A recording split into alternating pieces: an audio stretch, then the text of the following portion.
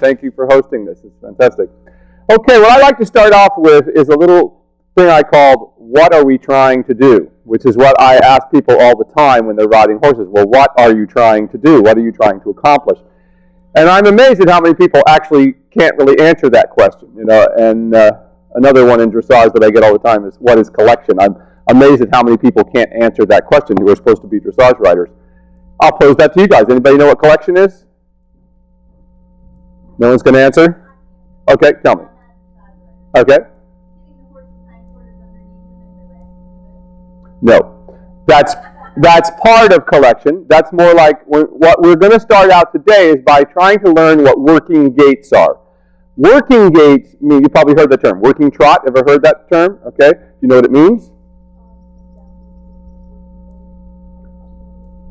Kind of up a little bit, head kind of down, forward, kind of up a bit. No. Working gaits mean the point at working through the back. So when the horse is working its top line, the point at which you are working the top line is when you're in working gait. So if the top line is not engaged, it doesn't matter. You can be racing very fast around the arena and not have the top line engaged, which is what I see all the time. People racing around on the front end, thinking going forward is not just racing around the ring. Forward means to engage forward under the body.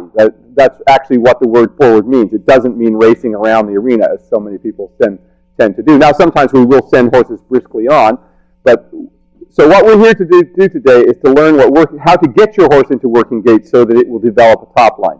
Getting back to your question or answer about collection. Collection, once a horse is in working gait, simply denotes how far the horse bends the three joints of the hind legs.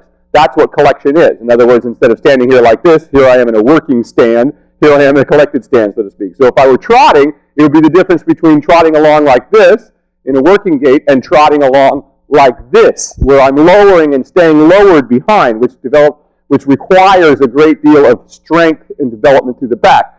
Which is why we see in dressage today, we're seeing a lot of horses that really are not in collection. They're going Grand Prix, but they're snapping their legs up instead of lowering their hind legs. So people in dressage need to recognize the difference between a horse that is engaged and pushing off the ground as opposed to a horse that's snapping its legs up this way and not really engaging.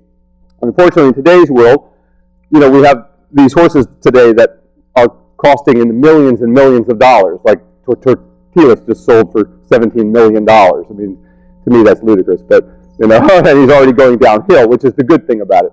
So anyway, learning to get your horses in working gaits is what we're all about here today. Now, why do we want to do that? Because getting the horse working through its back is what puts the shock absorber system on the horse. In other words, if the horse is not engaged in its back, all the concussion of movement is being taken up in the joints and the hard tissue. Whereas what we want it to do is be taken up in the soft tissue, which allows the joints to work freely and prevents all the damage that we see happening in horses today. So when we look at horses, we only have to look at them to tell how they've been muscled. I don't need to get on one to ride it. I just need to see it standing in the stall to tell you how it's been going all its life.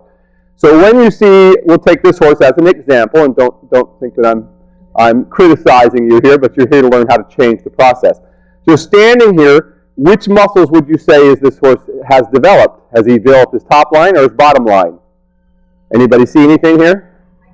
What would you say? Let's turn the horse sideways just a little bit so we can look a little bit at the horse. And we'll see. So, which muscles are more developed?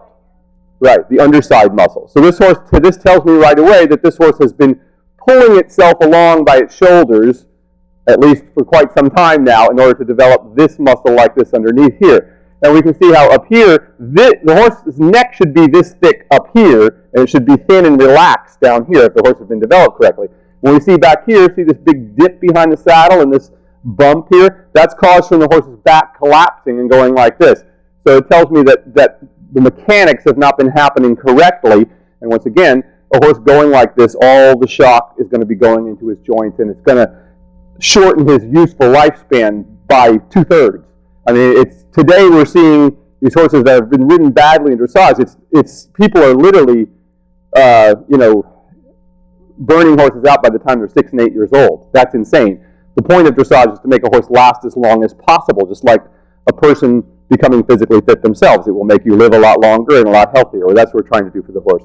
So that is our goal, at least today, because until we can get the top line engaged, there's really nothing else of any value that you can do with the horse, because everything you do that try to go beyond the most basic things is going to put more and more pressure into those joints and create more and more problems ultimately for you. So that's what we're here today to do, to teach you how to engage the horse's top line so that you can develop a horse that ultimately will collect, because collection depends on this.